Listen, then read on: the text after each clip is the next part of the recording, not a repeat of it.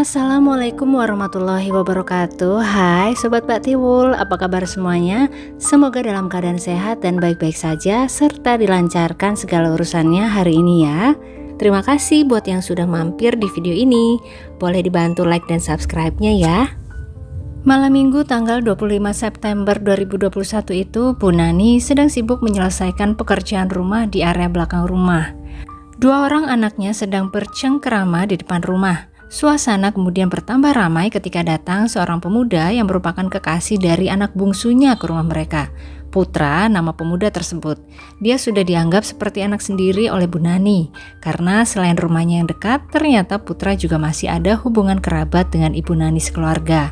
Anak bungsunya pun kemudian menyambut kedatangan Putra, dan dia mengajak Putra untuk makan malam bersama di rumah tersebut. Saat itu waktu menunjukkan sekitar pukul 9 malam. Setelah selesai makan malam, Putra meminta izin sebentar untuk pulang ke rumahnya. Dan sekitar 20 menit kemudian dia datang lagi meminta izin kepada Ibu Nani dan Bapak Legiman untuk mengajak putri bungsu mereka Syahbila pergi berkencan malam mingguan. Tanpa ada firasat apapun di benak Bu Nani dan suami, mereka pun mengizinkan Syahbila untuk pergi dengan Putra. Namun rupanya itu adalah awal mula dari kejadian menyedihkan yang akan menimpa Syahbila putri bungsu mereka. Apa yang terjadi? Simak terus video ini hingga akhir ya sobat.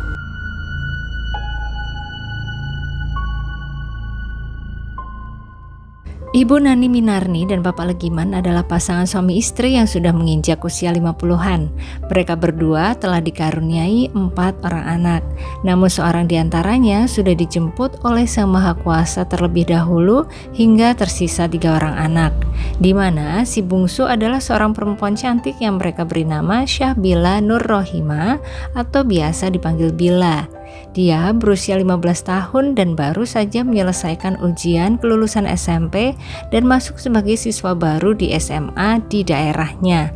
Mereka sekeluarga tinggal di Jalan Sejati Gang Imam nomor 11 lingkungan 8 Kelurahan Sarirejo, Kecamatan Medan, Polonia. Bila adalah anak yang paling dekat dengan ibunya, selalu siap membela sang ibu saat dimarahi oleh Pak Legiman ayahnya. Bahagia hati Bu Nani memiliki seorang pelindung kecil untuknya. Selain itu, Bila juga anak yang penurut dan juga pandai menyenangkan hati orang tuanya. Masya Allah, betapa baiknya kamu, Bil. 3 bulan lalu, Bila menjalin kasih dengan seorang pemuda bernama Putra Nakula atau biasa dipanggil Putra yang juga merupakan tetangganya sendiri. Usia Putra terpaut cukup jauh dengan Bila, yaitu 11 tahun. Berarti usia Putra saat itu adalah 26 tahun. Dan dia sehari-hari bekerja sebagai kuli bangunan. Putra tampak sangat mencintai Bila dan hatinya akan terluka jika Bila tidak membalas cintanya. Waduh, padahal saat itu Bila masih sangat muda ya sobat, 15 tahun.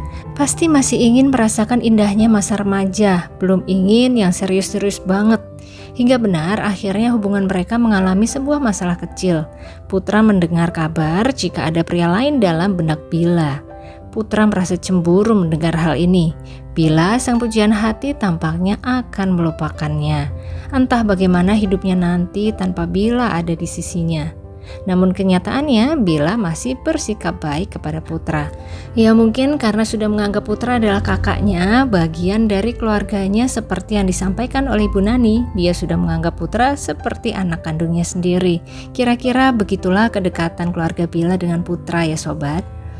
Putra yang masih galau akan kepastian hubungannya dengan Bila, akhirnya pada hari itu Sabtu tanggal 25 September 2021, Putra pun memutuskan untuk datang bertamu ke rumah Bila. Karena lapar, dia pun ikut numpang makan malam bersama di rumah Bila malam itu. Sang pujian hati juga masih melayani Putra untuk makan bersama di sana dengan sangat baik. Aduh, gimana gak jatuh hati Putra melihat sikap Bila yang sangat perhatian seperti itu. Tapi seketika setelah makan malam selesai, Putra teringat kembali akan rasa cemburunya, mengingat kabar Bila berpaling dari dirinya. Tiba-tiba sekitar pukul 9 malam, Putra izin pamit pulang sebentar ke rumah, sepertinya mau mengambil sesuatu. Dan 20 menit kemudian Putra sudah muncul lagi di rumah Bu Nani untuk kemudian meminta izin kepada Bu Nani dan Pak Legiman mengajak pergi Bila keluar malam mingguan. Saking percayanya Bu Nani dan Pak Legiman kepada Putra, mereka pun mengizinkan Bila untuk pergi keluar bersama Putra.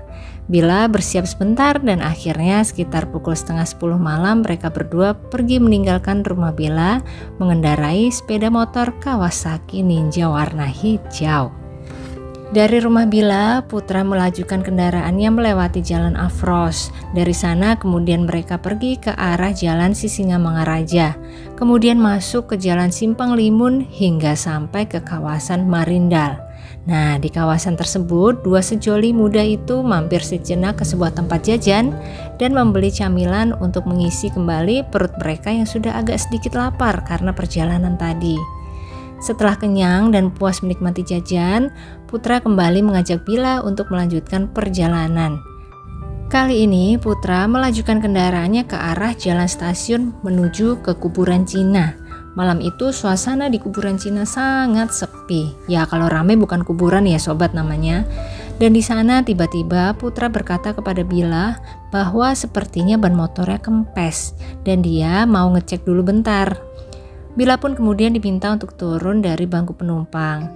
Putra kemudian berlagak mengecek ban-ban motornya dan tanpa sepengetahuan Bila, Putra mengambil sesuatu seperti bungkusan plastik dari bagian radiatornya. Sebuah bungkusan yang ternyata dia bawa dari rumahnya saat izin pulang sebentar setelah makan malam itu sobat. Bungkusan tersebut ternyata adalah berisi air keras yang seketika langsung disiramkannya ke area punggung Bila yang sedang lengah. Merasakan dahsyatnya rasa sakit akibat siraman tersebut, spontan Bila berteriak kencang kesakitan, kemudian dia pun pingsan. Melihat Bila yang terluka parah, Putra pun dengan segenap upaya membawa Bila yang masih bernafas itu pulang kembali ke rumah Bila.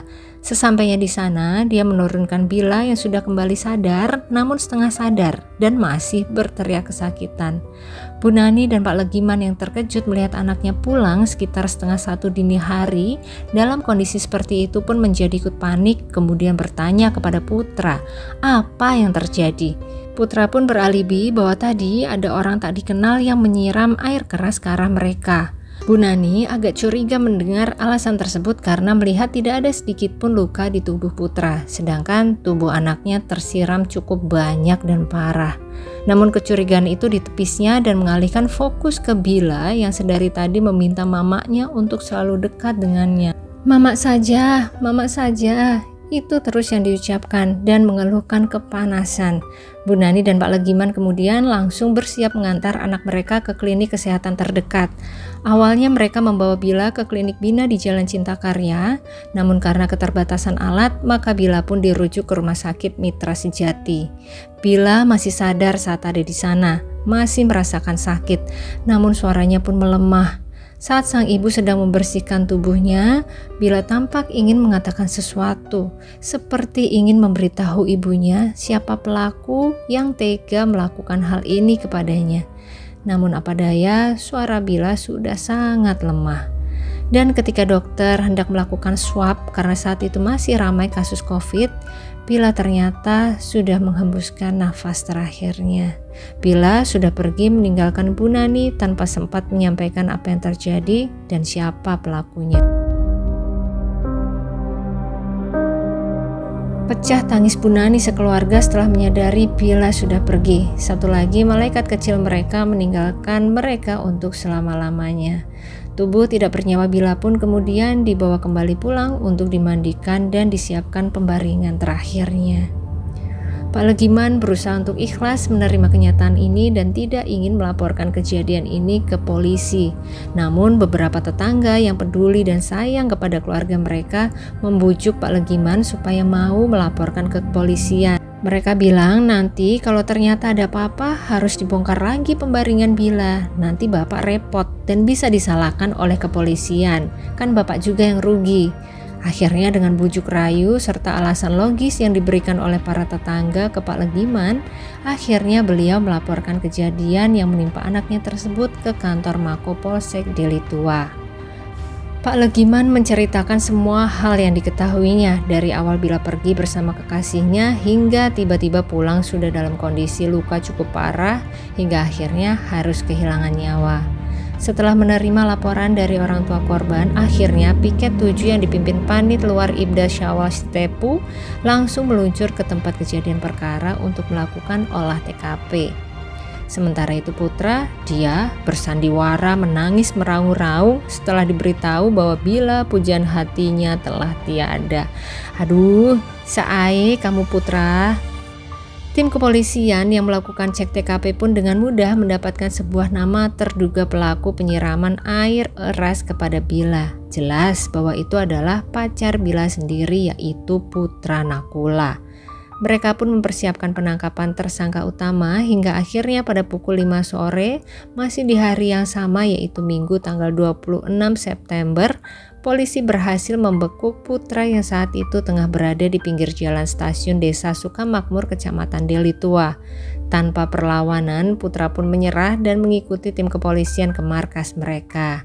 Di sana Putra diinterogasi dan akhirnya dia mengakui semua tindakan jaharannya kepada Bila. Dan motifnya melakukan hal tersebut adalah karena rasa cemburu, sobat.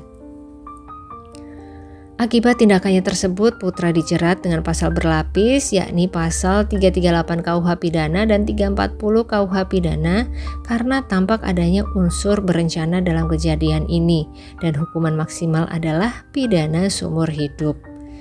Kemudian tibalah sudah putusan akhir untuk vonis hukuman Putra Nakula pada tanggal 30 Maret 2022. Dalam sidang yang diketuai oleh Hakim Ketua Demon Sembiring dan anggota adalah Hakim anggota Sarma Siregar dan Rina Lestari, atas tindakannya tersebut Putra dijatuhi hukuman penjara selama 10 tahun serta denda sebesar 500 juta rupiah atau bisa diganti dengan kurungan selama 4 bulan, sobat. Lagi-lagi Mbak Tiwul pengen bertanya kepada sobat semua, bagaimana menurut pendapat Anda mengenai hukuman yang dijatuhkan? Apakah kelamaan atau kurang lama atau udah pas nih? Tulis komen sobat semua di kolom komentar ya. Dan jangan lupa untuk sharing mengenai pelajaran apa yang bisa kita ambil dari kasus ini ya sobat. Mbak Tiwul tunggu. Dan seperti biasa kita doakan semoga adik kita Syahbila Nur Rohimah binti Legiman sudah bisa beristirahat dengan tenang di sisi Allah, diampuni segala dosa serta diterima semua amal ibadahnya, serta untuk Ibu Nani dan Pak Legiman dan 2 kakak Bila serta semua keluarga Bila diberikan ketabahan dan kekuatan luar biasa untuk menghadapi ini. Amin ya Allah. Demikianlah kisah kita kali ini sobat. Terima kasih banyak untuk yang sudah bersedia meluangkan waktunya untuk menonton hingga akhir. Jangan lupa like-nya kalau suka sama video ini. Tapi kalau kurang berkenan atau kurang suka, mohon di skip aja ya sobat. Sampai ketemu lagi di kisah-kisah selanjutnya dan selamat beraktivitas kembali. Wassalamualaikum warahmatullahi wabarakatuh.